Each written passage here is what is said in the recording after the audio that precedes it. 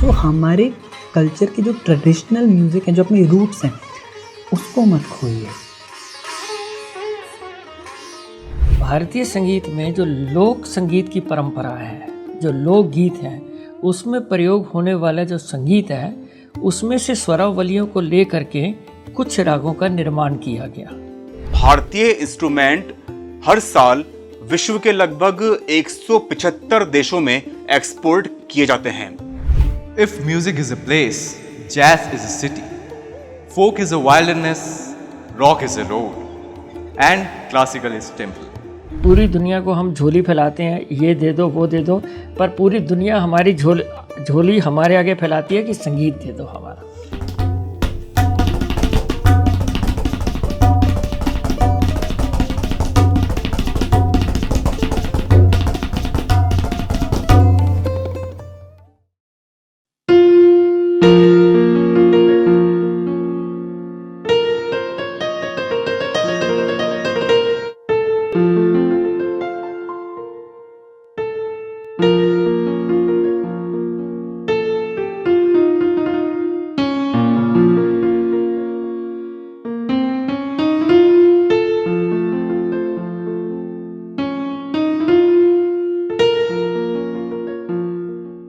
कई बार जो बात शब्द नहीं कह सकते वो म्यूजिक कह देता है, क्योंकि संगीत का जादू है ही कुछ ऐसा।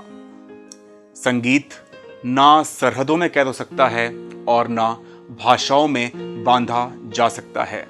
शायद इसीलिए म्यूजिक को दूसरे अल्फाजों में संजीवनी भी कहा जाता है।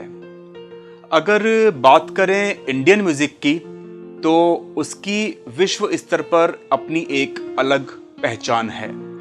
आज की हमारी ये डॉक्यूमेंट्री फिल्म उसी पर आधारित है और इसमें हम आपको बताने जा रहे हैं कि भारतीय संगीत ने किस तरह विश्व में अपना एक अलग परचम लहराया है। और बात करें अगर भारतीय म्यूजिक इंस्ट्रूमेंट्स की, तो वो किस कदर विश्व स्तर पर प्रचलित हैं, इन सभी के बारे में आज हम आपको बताने जा रहे हैं।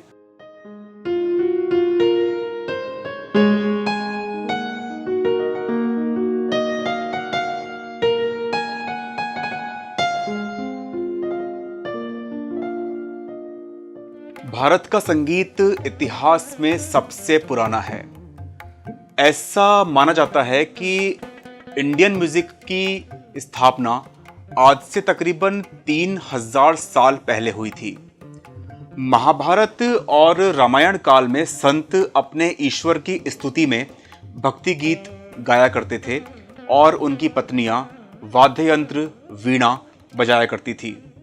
यहाँ तक कि संगीत के 7 स्वर सारेगामा पाधानी भी उसी दौरान अस्तित्व में आए। संगीत को 3 भागों में विभाजित किया जा सकता है: प्राचीन, मध्यकालीन और आधुनिक।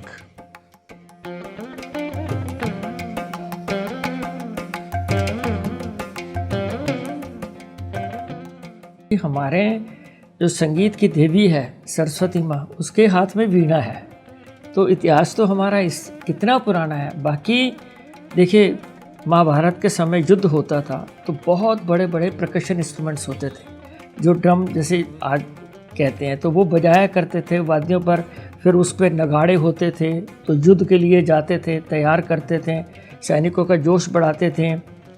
रावण भी एक अच्छे संगीतकार थे। अर्जुन पखावज बजाया करते थे। कृष्ण जी खुद बांसुरी बजाया करते थे। गुरु नानक देव जी जो हैं, उस समय उनके साथ मर्दाना हुआ करते थे, जो रबाब बजाया करते थे। तो संगीत का हमारा इतिहास बहुत पुराना रहा है, काफ़ी पुराना रहा है। उस वक़्त की कुछ चीज़ों का तो प्रमाण हमारे पास है, बहुत सारी चीज़ों का प्रमाण नहीं है। पर जैसे मैं अब बताऊँ, 13वीं शताब्दी के पास अगर मैं आता हूँ, तो तानसेन हुआ करते थे। उनके रचे हुए बड़े सारे ध्रुपद हैं और उसके बाद उनके रचे हुए बड़े राग हैं। मियाँ मल्हार है, राग कल्याण है। उनके जो बेटे नौबत खां, वो वीणा बजाया करते थे और उनके साथ संगत किया करते थे। तो इस तरह का इतिहास है हमारे पास, बहुत पुराना इतिहास है हमारे पास। कहते हैं कि जब मशहूर संगीतकार तानसेन दीपक राग और मेघ मल्हार गाया करते थे, तो दिए अपने आप जल उठते थे और आसमान से बारिश होने लगती थी। क्योंकि it is a magic of music.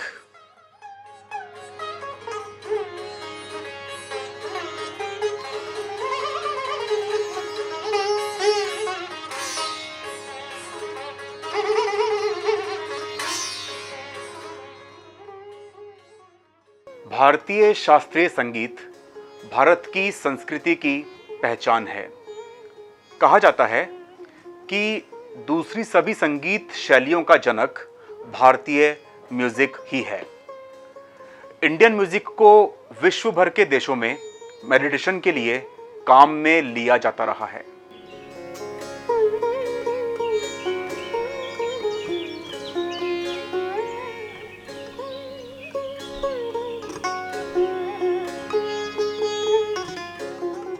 वह संगीत जिसके साथ शास्त्र जुड़ा है। तो एकदम तो कोई संगीत ऐसा नहीं हो सकता जिसके साथ शास्त्र जुड़ा हो, तो इसकी उत्पत्ति नेचुरली ये पहले से हुई होगी। तो भारतीय संगीत में जो लोक संगीत की परंपरा है, जो लोकगीत हैं, उसमें प्रयोग होने वाला जो संगीत है, उसमें से स्वरावलियों को ले करके कुछ रागों का निर्माण किया गया और धीरे धीरे करके उन रागों को शास्त्रीय रूप दिया गया। जैसे उत्तर प्रदेश में राग पीलू और राग काफ़ी, ये होलियों में गाए जाने वाला राग है। राजस्थान में बहुत सारी धुनें हैं, राग पहाड़ी के ऊपर हैं, राग काफ़ी के ऊपर भी हैं, सारंग के ऊपर भी हैं। तो उन धुनों को ले करके इनमें शास्त्रीय रूप दिया गया, जिसमें फिर उसको आरोह बनाया गया कि इसमें ये स्वर लगते हैं, सा से लेकर सा तक 7 स्वरों का समूह। फिर उसके बाद उसमें वादी समाधि की ये सबसे ज़्यादा प्रयोग होने वाले स्वर हैं। फिर जाति दी गई कि किसी राग में 5 स्वर लगते हैं, किसी में 6, किसी में 7 स्वर लगते हैं। फिर सबसे बड़ी बात है कि उसका समय दिया गया कि ये राग इस समय गाया बजाया जाएगा, वो राग उस समय गाया बजाया जाएगा। सुबह के रागों में जैसे भैरव है, भटियार है। दोपहर के रागों में सारंग के प्रकार आते हैं, शुद्ध सारंग, वृंदावनी सारंग। शाम के टाइम राग श्री आता है, भीमपलासी आता है। रात के समय राग कल्याण आता है, बिहाग आता है। मिडनाइट के समय राग दरबारी आता है, मल्हार आते हैं। तो इस तरह हमारे रागों का समय भी डिवाइड किया गया।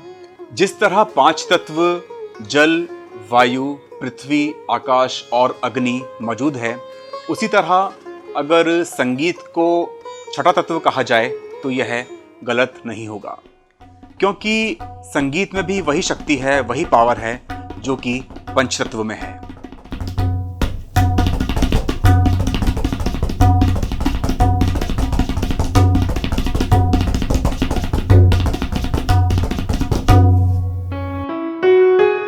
बहुत से ऐसे म्यूजिकल इंस्ट्रूमेंट्स हैं जिनका उद्गम हिंदुस्तान से हुआ, जैसे कि तबला, शहनाई, बांसुरी, मृदंगम आदि।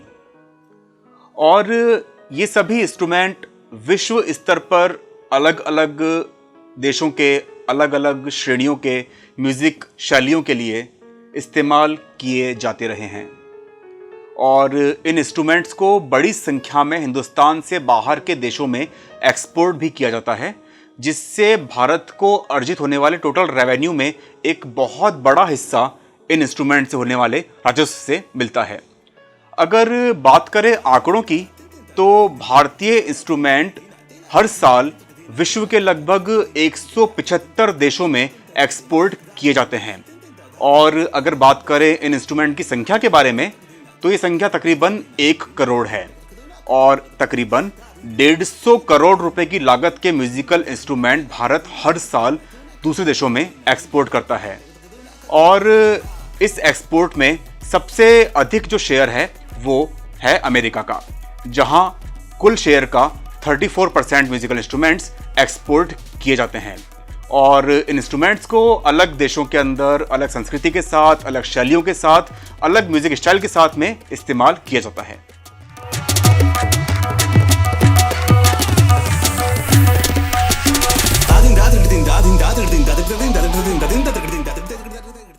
किसी भी देश की जो भाषा होती है, वो दूसरे को बोलने के लिए, समझने के लिए कुछ वक्त लगता है या सीखनी पड़ती है।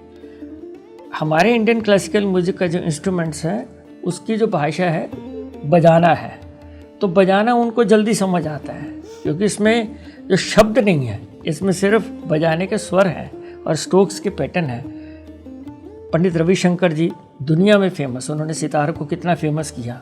आज के ज़माने में उस्ताद जाकिर हुसैन साहब तबले को बजा करके उन्होंने पूरी दुनिया को दिखाया कि भारतीय संगीत क्या है। उन्होंने तो एक बार ये भी कह दिया था कि पूरी दुनिया को हम झोली फैलाते हैं, ये दे दो वो दे दो, पर पूरी दुनिया हमारी झोली हमारे आगे फैलाती है कि संगीत दे दो हमारा। इसमें बहुत शांति मिलती है, हर चीज़ है, पूरे के पूरे 9 रस हैं हमारे संगीत में। तो वाद्यों का तो बहुत बड़ा महत्व है। देखें, जो विदेशी वाद्य है जैसे वायोलिन, आज हमारे इंडियन म्यूज़िक का बहुत बड़ा वाद्य है। साउथ में तो उसको हर एकम्पनीमेंट में किया जाता है। हमारे नॉर्थ में भी बड़े आर्टिस्ट हैं, वो लोग फ्लैट बजाते हैं, उनकी मीड का काम और गमक का काम नहीं होता। हमने उन्हीं वाद्य के ऊपर, वायलिन के ऊपर पूरा इंडियन क्लासिकल म्यूज़िक बजाया, जिसमें गमक, मीड, हर तरह की चीज़ उसमें बजाया है। तो हम कह सकते हैं कि हमारा संगीत जो है, हमने जो इंस्ट्रूमेंट्स उन लोगों के भी बजाए और पूरी दुनिया में दिखाए बजा करके कि हाँ ये क्या बात है, तो हमारा बहुत बड़ा कंट्रीब्यूशन है हमारे देश के वाद्यों का।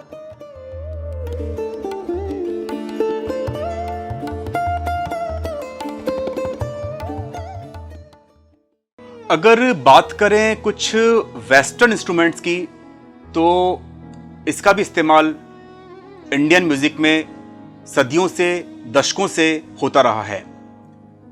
एक बेहद ही खास इंस्ट्रूमेंट जो कि ओरिजिन है इटली का, जो कि है वायलिन, वो सन 1900 के दशकों से भारतीय म्यूजिक में इस्तेमाल होता रहा है।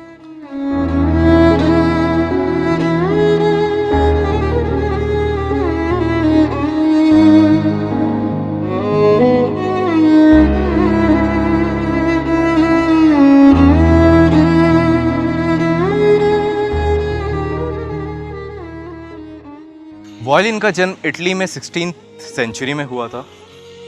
उसके पहले 14th सेंचुरी में वायलिन को वायलो के नाम से जाना जाता था।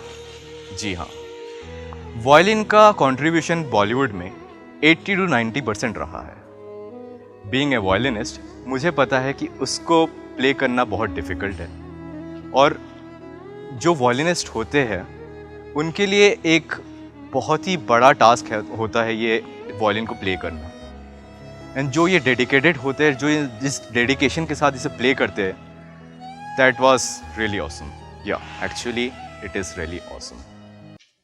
इस खास डॉक्यूमेंट्री में हमारे साथ बात करने के लिए एक बहुत ही खास व्यक्ति भी मौजूद हैं, जो कि पिछली 3 पीढ़ियों से भारतीय शास्त्रीय संगीत से जुड़े रहे हैं। वो एक सितार वादक हैं जिनका नाम है ध्रुव बेदी। आज हम उन्हीं से बात करेंगे और वो हमें बताएंगे कुछ इंडियन क्लासिकल म्यूज़िक से जुड़े कुछ ऐसे बेहद ही रोमांचक फैक्ट जो आज तक ना आपने सुने होंगे और ना आपने पढ़े होंगे।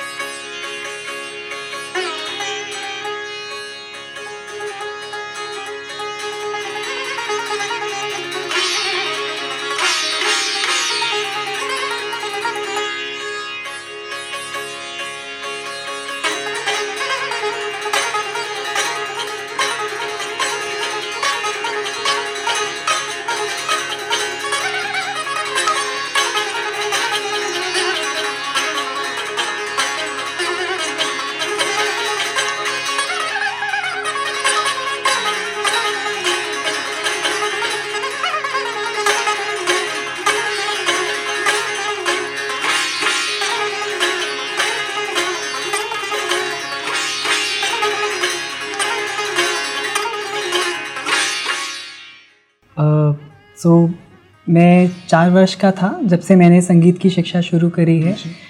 तो बेसिकली 4 वर्ष से भी पहले I remember I would like to start with that कि मैं बहुत ही छोटा था, लाइक मैं हार्डली 3-4-5 महीने का होऊंगा शायद। So my grandfather Shri Tara Singh Bedi ji, who is the direct disciple of Pandit Krishna Rao Shankar Pandit, जो ग्वालियर घराना के वन ऑफ द पिलर कहे जाते हैं।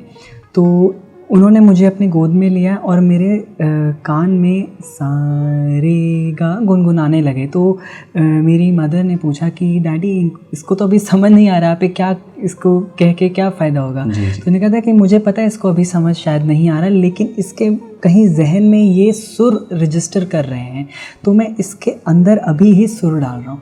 तो मैं कहूँगा जब से मैं शायद कुछ महीनों का ही होऊंगा, मेरी शिक्षा तब से स्टार्ट हुई है। उसके बाद भी मेरे घर पे बहुत सुंदर संगीत का वातावरण रहा। मेरे पिताजी के बहुत सारे शिष्य आते रहे और भी बहुत बड़े बड़े कलाकार आते रहे हैं।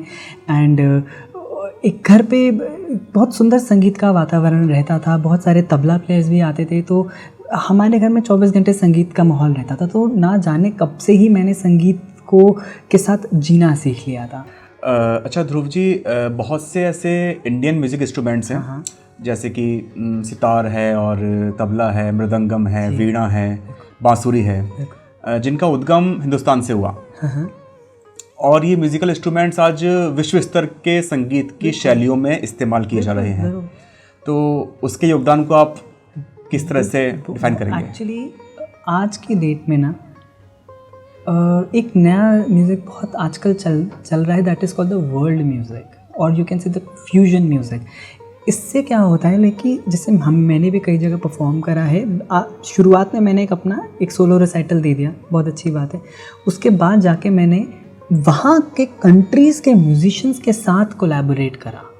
तो उसमें क्या होता है कि अपना संगीत देने के बाद उन लोगों के साथ हमने पहले कुछ रिहर्सल्स करी, कैसे हम लोग उनका वेस्टर्न म्यूज़िक या उनका ईस्टर्न म्यूज़िक अपने शास्त्रीय संगीत के साथ फ्यूज़ करके उनको बजाएं। तो कई वेस्टर्न मेलोडीज़ हैं जिनको मैंने सितार में बजाया है, विद साथ में ड्रम्स भी बज रहे हैं, साथ में कॉर्न भी बज रहे हैं, तबला भी उसी में बज रहा है, बेस गिटार भी उसमें बज रहा है, वायलिन भी उसमें बज रहा है। तो एक बहुत सुंदर सा एक बड़ा यूनिक सा एम्बियंस, यूनिक सा म्यूज़िक निकलता था। तो जो सब लोगों को बहुत अच्छा लगता था कि यार किस तरह दो संगीत मिल रहे हैं, एक बहुत सुंदर संगीत बन रहा है।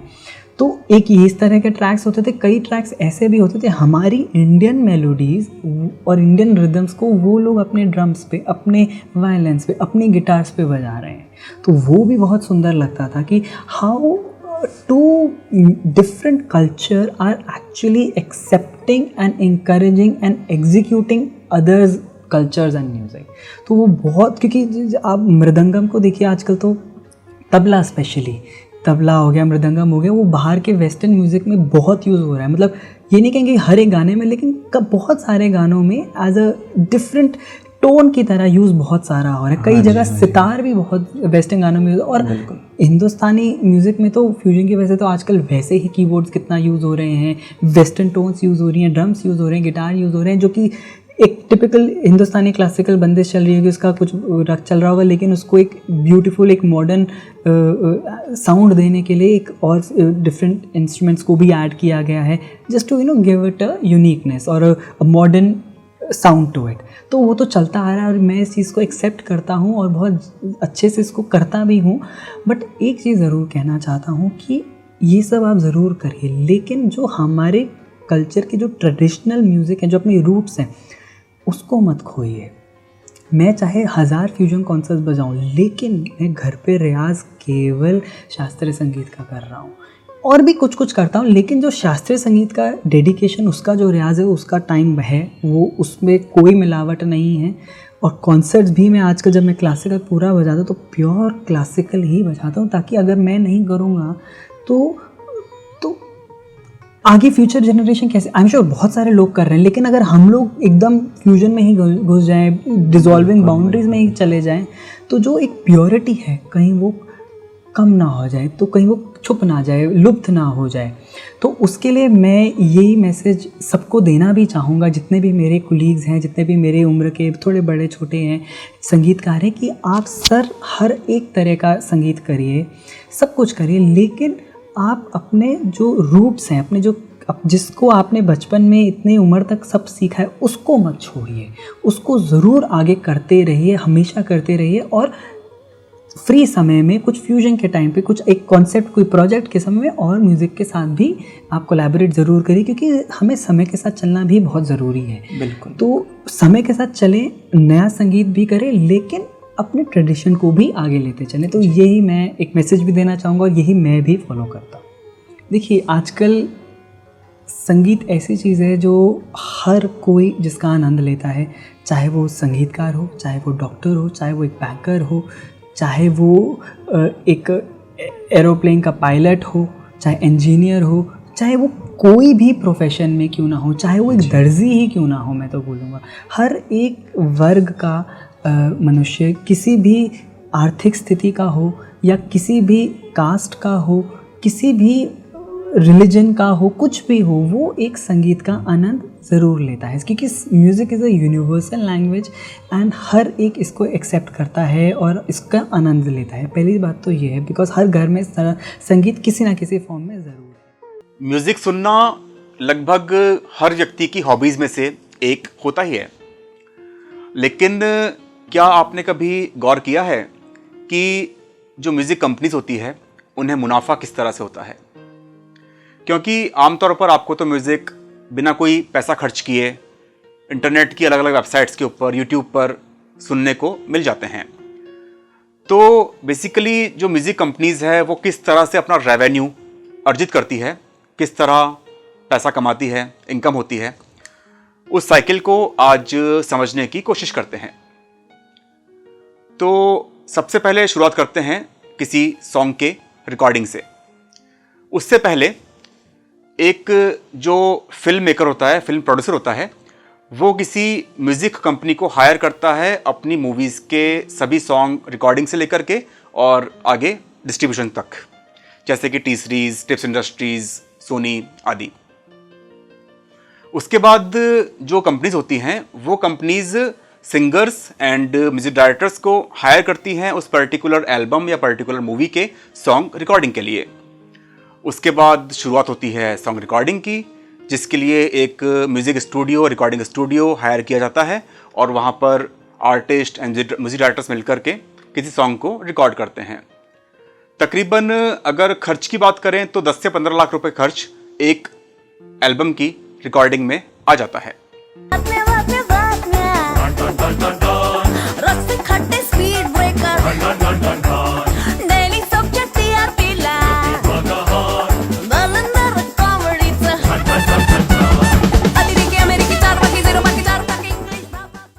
अगर इसे थोड़ा और आसान लफ्ज़ों में समझने की कोशिश करें तो म्यूज़िक इंडस्ट्री बेसिकली 4 मॉडल्स पर काम करती है, जिसमें है live streaming, FM radios, live concert and royalty.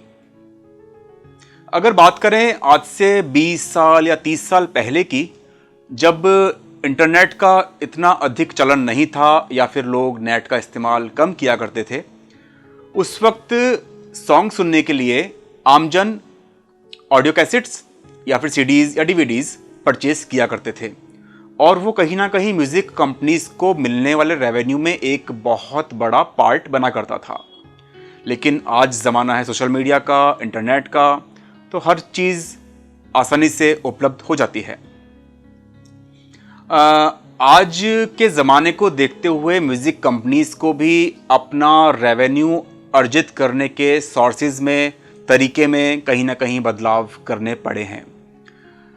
उन बदलावों के बाद जो तरीका है राजस्व अर्जित करने का, वो कुछ इस प्रकार से हुआ है कि कोई भी म्यूज़िक कंपनी, एल्बम कंपनी अपने सॉन्ग्स को प्रोडक्शन करने के बाद में उसे इंटरनेट पर रिलीज़ करती है, जिनके प्लेटफॉर्म्स हैं यूट्यूब या फिर कोई और दूसरा पेड प्लेटफॉर्म या फ्री प्लेटफॉर्म, जहाँ पर करोड़ों लोग उसे देखते हैं और उसके बाद में इन प्लेटफॉर्म्स पर आने वाले विज्ञापनों के ज़रिए इन कंपनीज़ को रेवेन्यू मिलता है।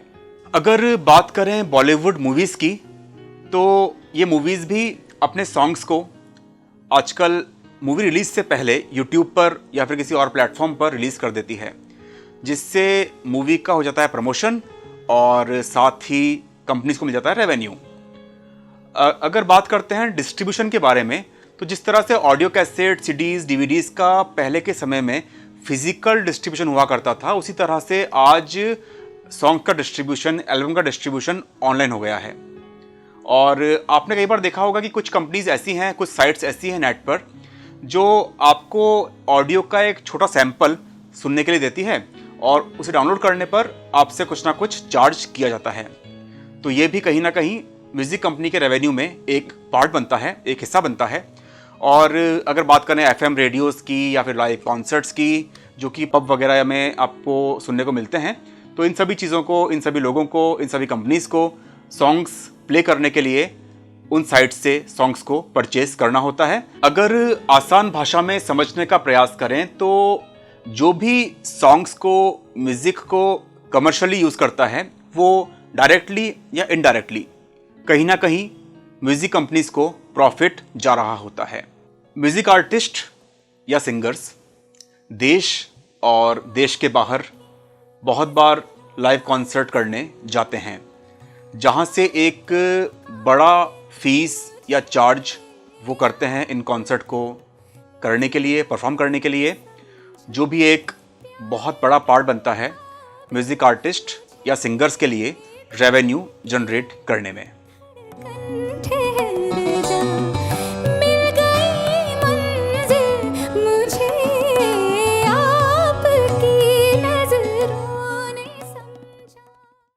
अब बात करते हैं कुछ मशहूर भारतीय संगीतकारों और गायक गायिकाओं की। हम सभी खुशनसीब हैं कि हमने इस सदी में जन्म लिया, जिस सदी में ऐसे मशहूर संगीतकार और गायक गायिकाएं आज भी जिंदा हैं और आज भी उनके गीत हम सुन पा रहे हैं, उन्हें देख पा रहे हैं, उन गीतों को, उन गीतों के शब्दों को महसूस कर पा रहे हैं। अगर बात करें कुछ बहुत ही चुनिंदा नामों की, जिसमें सबसे प्रमुख है लता मंगेशकर, जिन्हें संगीत की देवी भी कहा जाता है। उनकी एक विश्व स्तर पर अलग पहचान है और उन्हें इसके लिए भारत रत्न भी मिल चुका है।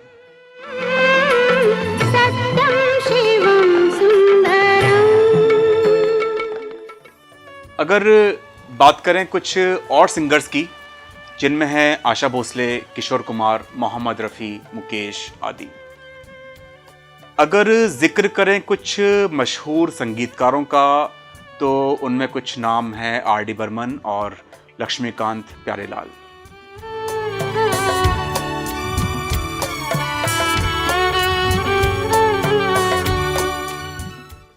सबसे पहले बात करते हैं भारत रत्न लता मंगेशकर की। लता मंगेशकर ने साल 1940 के दशक से बॉलीवुड में सिंगिंग की शुरुआत की थी। उन्हें अपने पहले गाने के मेहनताने के रूप में मात्र 25 रुपये मिले थे और उन्हीं लता जी की आज नेटवर्थ $50 मिलियन के लगभग हैं।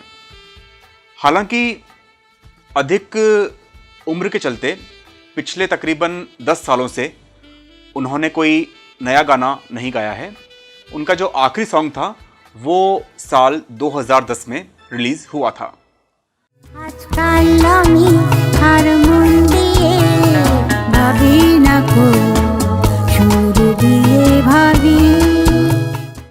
अगर बात करें लता जी की छोटी बहन आशा भोसले की, तो वो भी काफ़ी कम उम्र से संगीत की दुनिया में आ गई थी और उन्होंने मशहूर संगीतकार आर.डी. बर्मन से शादी की थी। आज आशा भोसले की नेटवर्थ $10 मिलियन है।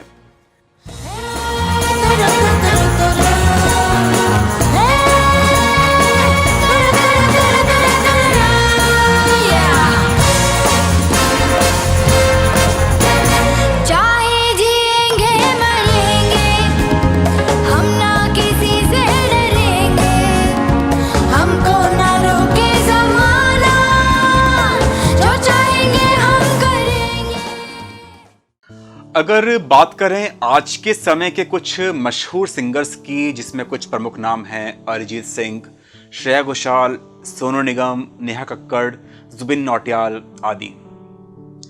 अगर शुरुआत करते हैं अरिजीत सिंह से, तो अरिजीत सिंह एक सिंगल सॉन्ग की रिकॉर्डिंग के लिए तकरीबन 8 से 10 लाख रुपए चार्ज करते हैं।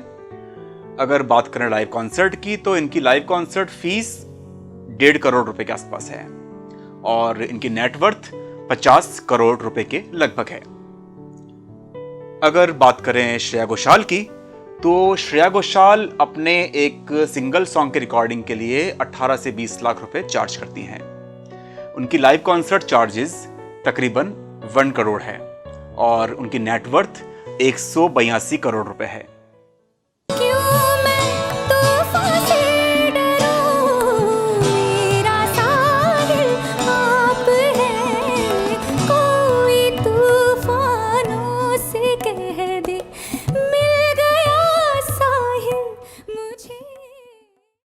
इसी तरह से सोनू निगम अपने सिंगल सॉन्ग के रिकॉर्डिंग के लिए 10 से 12 लाख रुपए चार्ज करते हैं और उनकी लाइव कॉन्सर्ट फीस तकरीबन 70 से 80 लाख रुपए है और जबकि इनकी नेटवर्थ 350 करोड़ रुपए के आसपास है। कुछ न्यू सिंगर्स जैसे कि नेहा कक्कड़ और जुबिन नौटियाल का भी सिंगल सॉन्ग रिकॉर्डिंग चार्ज तकरीबन 10 लाख रुपए के आसपास है और वो 50 लाख से 75 लाख के बीच एक लाइव कॉन्सर्ट के लिए चार्ज करते हैं। श्रेया घोषाल के बारे में एक बेहद ही दिलचस्प और गौरवान्वित कर देने वाली एक बात है। दरअसल साल 2011 में श्रेया घोषाल यूएसए के एक राज्य ओहियो में लाइव कॉन्सर्ट के लिए गई थी, जहां उस कॉन्सर्ट में ओहियो की प्रथम नागरिक यानी कि गवर्नर भी मौजूद थी। वो श्रेया घोषाल की गायकी से इतनी प्रभावित हुई कि उन्होंने उसी लाइव कॉन्सर्ट के दौरान 26 जून के दिन को श्रेया घोषाल डे के नाम से अनाउंस कर दिया। आज भी ओहियो में हर साल 26 जून को श्रेया घोषाल डे मनाया जाता है। Saturday, June the 26th, 2010, throughout the state of Ohio as Shreya Ghoshal Day.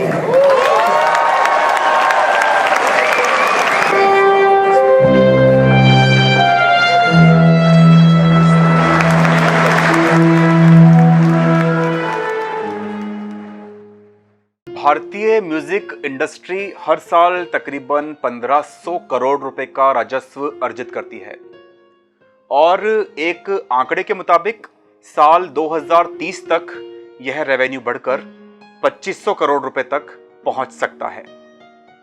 हालांकि फाइनेंशियल चीज़ें अपनी जगह है, लेकिन वास्तविकता यह है कि म्यूजिक एक एहसास है जो कि इंसानी एहसासों के साथ मिलकर अपने आप को सम्मिलित करता है। तो इसी तरह से प्यार भरे नगमे सुनते रहिए, हंसते रहिए, मुस्कुराते रहिए और अगर आपको हमारा ये वीडियो पसंद आया हो तो वीडियो को लाइक कर दीजिए और हमारे चैनल बिजविट को सब्सक्राइब कीजिए। Thank you so much.